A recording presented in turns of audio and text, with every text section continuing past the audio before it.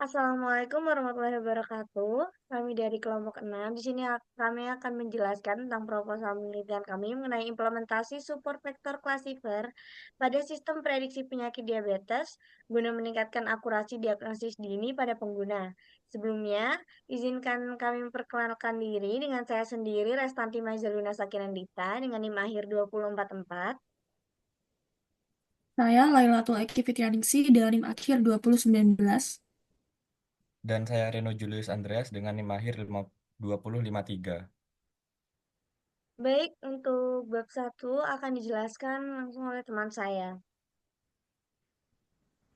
Baik, masuk ke bab satu di latar belakang. Diabetes mellitus adalah suatu penyakit tidak menular yang prevalensinya terus meningkat di seluruh dunia, termasuk di Indonesia. Deteksi dini sangat penting untuk mencegah komplikasi serius. Namun, sayangnya, proses diagnosis konvensional sering lambat, mahal, dan juga terbatas, terutama di daerah terpencil. Melihat kemajuan teknologi, penerapan machine learning dalam bidang kesehatan, khususnya yang menggunakan algoritma support vector classifier atau SVC, menjadi solusi yang menjanjikan untuk meningkatkan akurasi diagnosis dini terhadap penyakit diabetes. Nah, masuk ke identifikasi masalah.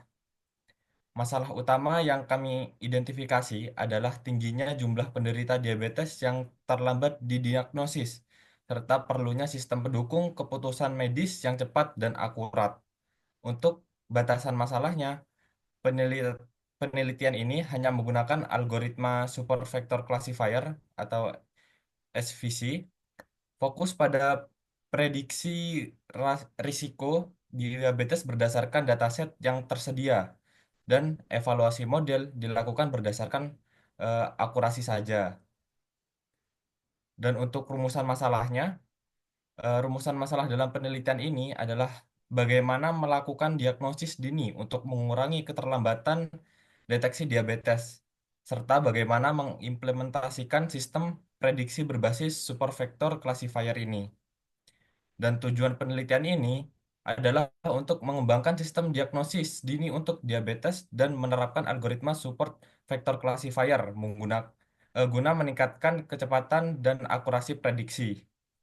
Dan manfaat penelitian ini untuk memberikan pengalaman praktis bagi peneliti dalam mengembangkan machine learning di bidang kesehatan, memperkaya referensi akademik bagi institusi, membantu masyarakat meningkatkan kesadaran terhadap resiko diabetes melalui deteksi dini, dan menjadi referensi bagi pengembangan sistem prediksi medis berbasis AI. Untuk yang selanjutnya akan diteruskan oleh teman saya.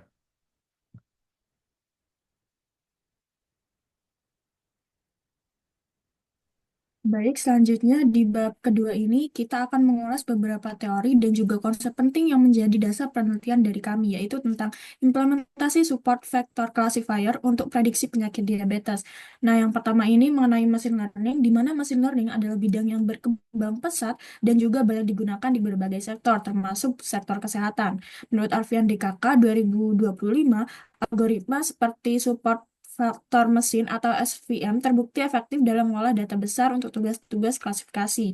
Lalu selanjutnya ada support vector classifier atau SVC, di mana SVC ini merupakan bagian dari SVM yang khusus digunakan untuk sistem klasifikasi, di mana prinsip kerjanya adalah mencari hyperplane terbaik yang memisahkan antara dua kelas data. Dan menurut penelitian Arfian DKK ini juga menunjukkan bahwa SVC ini dengan kernel RBF dan parameter tertentu mampu menghasilkan akurasi yang tinggi dan juga waktu pelatihan yang efisien.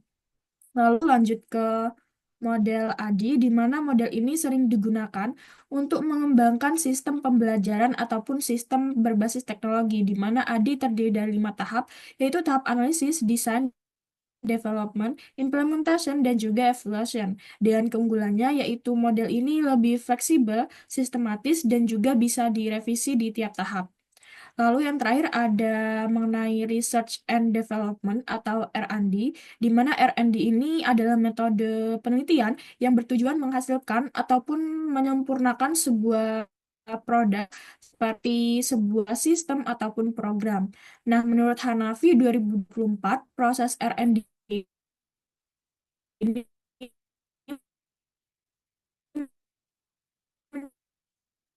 mencakup identifikasi masalah, perencanaan lebih valid, praktis, dan juga efektif untuk digunakan. Lalu selanjutnya akan dijelaskan oleh teman saya. Baik, selanjutnya di bab 3 sendiri kita akan membahas tentang metodologi penelitian.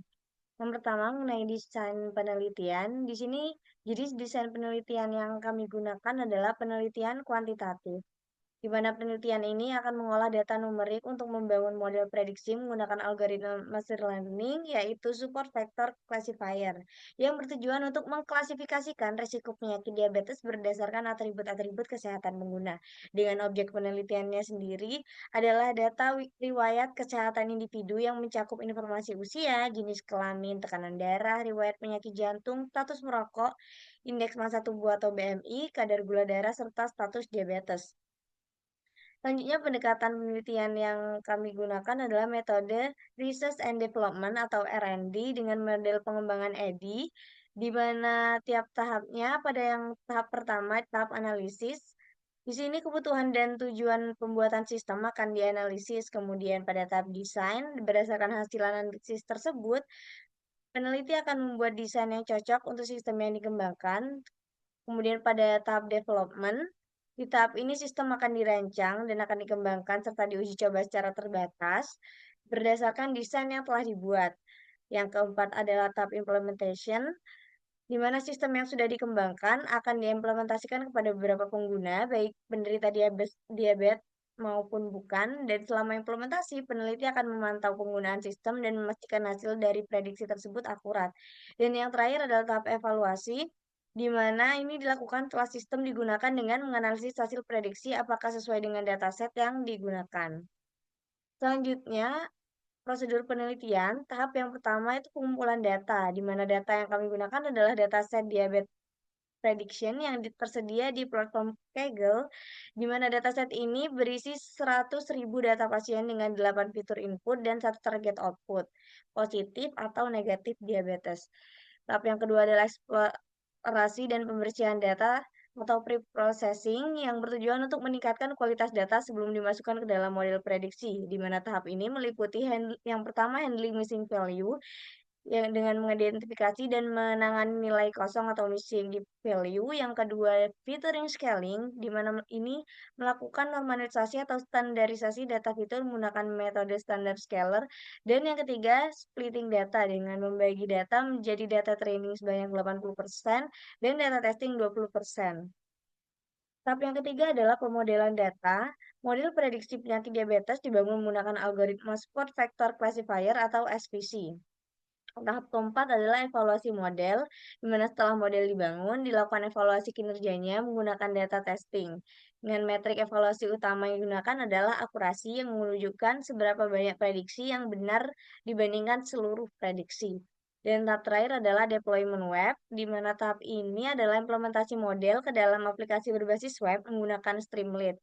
Website ini menyediakan form input bagi pengguna untuk mengisi data kesehatan seperti yang sudah disebutkan di atas, di mana data-data tersebut digunakan untuk memprediksi status diabetes pasien, apakah statusnya terkena diabetes atau tidak terkena diabetes secara real time. Dan berikut merupakan beberapa referensi yang kami gunakan untuk membuat proposal ini. Mungkin itu saja yang dapat kelompok kami sampaikan. Kurang lebihnya kami mohon maaf. Wassalamualaikum warahmatullahi wabarakatuh.